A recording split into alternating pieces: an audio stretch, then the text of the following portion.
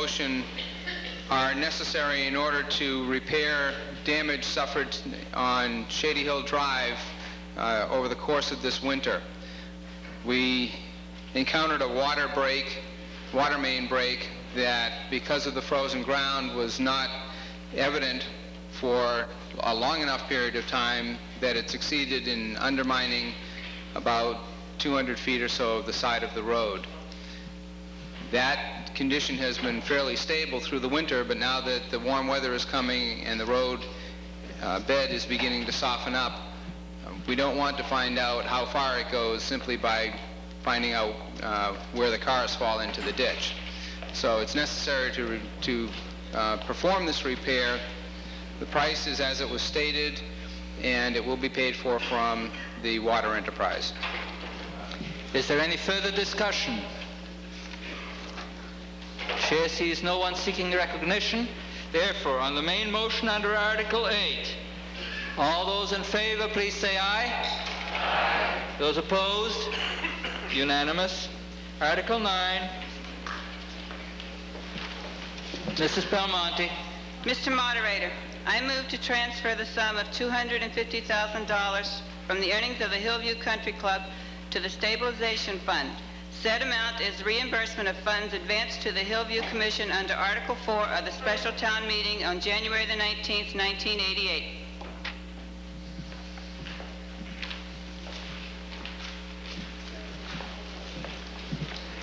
You've heard the motion, and I assume that since it came from the chairman of the Finance Committee, it has a favorable recommendation of the Finance Committee. Is that correct, Mrs. Belmonte? Unanimously. Unanimous recommendation. This is a motion to transfer $250,000 to the Stabilization Fund from the Hillview Country Club earnings. Is there any further discussion? Mrs. Belmonte. As the motion said, this is the money that the town gave the Hillview Commission from stabilization in 1988 to start up the committee. The committee should have a study committee, which is what has happened tonight under Article 1. But right now, this money is to reimburse the town. This is not the surplus money that's coming in the future years. This money right now, if it's left in the Hillview, it can only be used for capital items for the Hillview. It could be lowered, the golf fees, or the town can be reimbursed for services performed for the Hillview, because this is an enterprise fund. This money is coming from the Hillview. It goes into stabilization. It takes 2/3 vote of town meeting to get the money out. So town meeting will decide how to spend this money. And right now, the chair will point out that it takes 2/3 to get it out of stabilization, but it only takes a simple majority to put it in there. Mr. Moderator, the Finance Committee at this time would like to give a financial picture of the town. Mrs. Belmonte, please proceed with your report at this time. Mr. Dodge. Let's see, it's about 8:15 right now. That's when I thought I'd be up here. We're still on standard time, I guess. A few things I'd like to talk about tonight. Just quickly, I'd like to go over, real quickly, the role of the Finance Committee. Okay, is it focused? No? Whoa. I don't think I can do anything besides.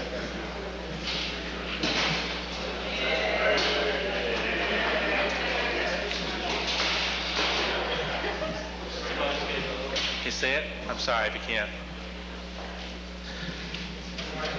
So, down. Oh, thank you. Okay. The Finance Committee consists of 9 members appointed by the town moderator. We have primarily 2 functions. The first function is as advisors to town meeting on the financial situation of the town.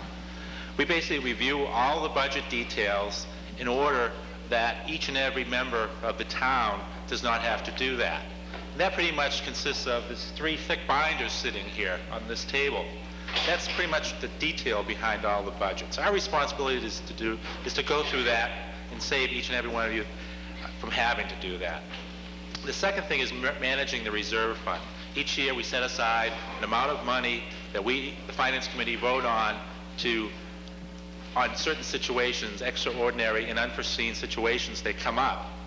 The reason that money's there is that if it was not there, what we would have to do is every time a situation came up like that, we'd have to have a special town meeting at the cost of thousands of dollars to take care of it.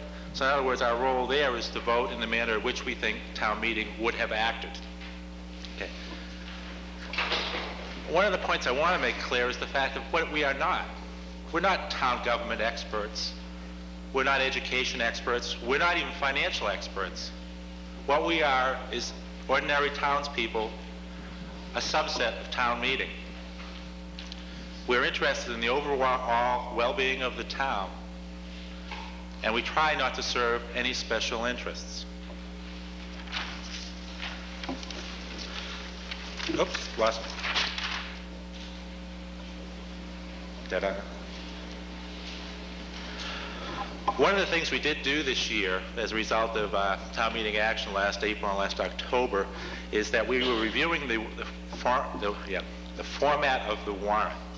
We conducted a public hearing last fall, and we took in recommendations from the townspeople, plus wherever we could. We examined reports from other towns, and I think if you look at the omnibus article tonight, you see that there are some differences.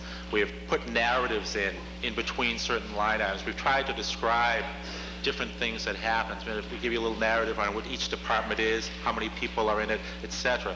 A little more information to give you some idea of exactly what it is you're buying for each dollar amount.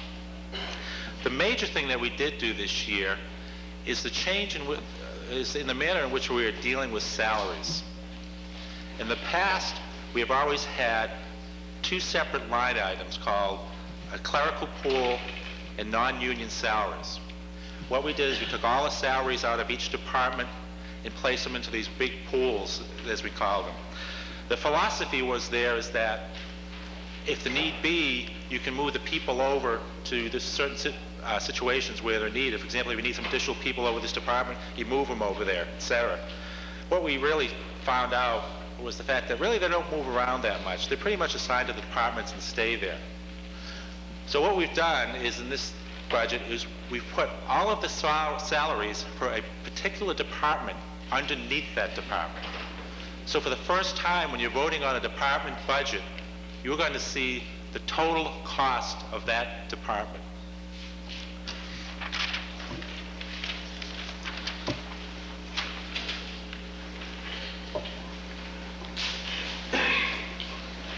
Can we raise that curtain up there? This is a little bit of editorializing. What has happened since the passage of Proposition 2.5 is the fact that the budget process begins by saying, how much money do we have this year? And at that point, the process, we all run around figuring out, well, we have this much to spend. What are we going to do with that amount of money? That process is a little bit backwards, I believe, and the Finance Committee believes. Because what's happening is the Finance Committee and town meeting only gets to see what people feel that we can afford. We never get to see what is actually needed. What do we really need as a town? What we need to do as a town is establish goals. Not just what are we going to be doing for fiscal year 93, but what are we going to be doing for fiscal year 94 and beyond? We need a plan. We really need to know where we're going. One of the questions that we keep constantly asking is, we're voting on these dollar amounts and we're funding these departments and whatever, but what is it that we're not doing? What is it that we're not accomplishing that we as a town should be accomplishing? That question has to be addressed. We have to move forward.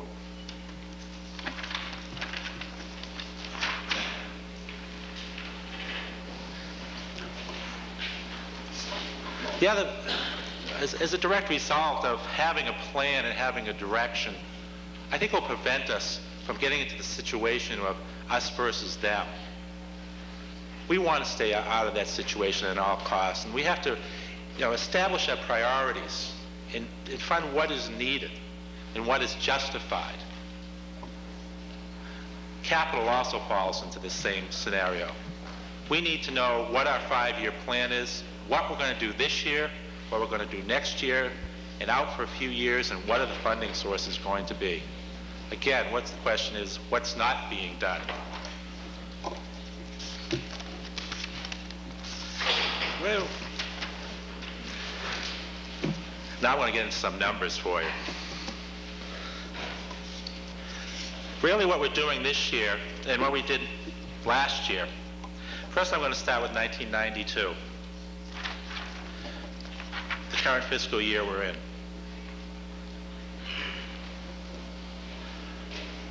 What we did, and again what we're going to continue to do this year, is we're using free cash and stabilization for operations. By operations, I mean they're the things we do year in and year out.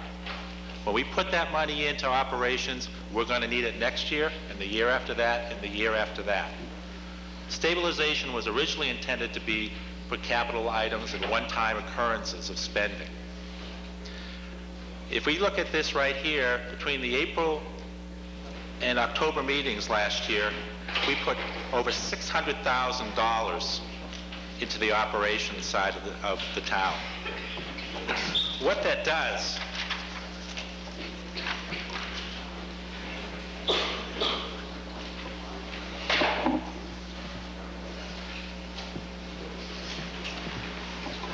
what I'm trying to show with this chart is the fact that if you look at this figure here, because of, with Proposition 2.5, the $568,000 is the additional funds that we can raise under Proposition 2.5.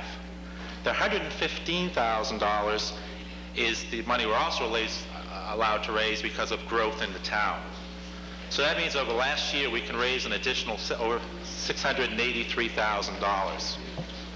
Okay. Right now it's anticipated that state aid or revenue sharing to the town of North Reading is going to decrease by $260,000 from last year. So thus we have an additional resources funds available of $443,000. That's how we start off. But if you look at the fact that we used reserves or stabilization to fund operations, that money's $621,000 is really already spent. So in fact, we start off the year with $177,000 less.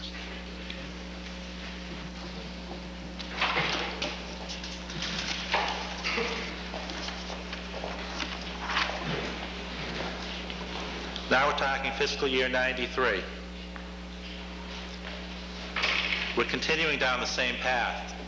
We're going to be using free cash and stabilization to again fund some operations in the town. Basically right now, as the Finance Committee is recommending, that's $500,000 worth of funding. What happens is what I want to show is the effect of that's going to have over fiscal year. I apologize, this is just not going to fit on here. What I'm trying to show again here is if we take the growth by 2.5, and it's $550,000 projected for next fiscal year 94. Okay. What I'm showing is that with the figures we know now, $720,000 in new funds would be available to us.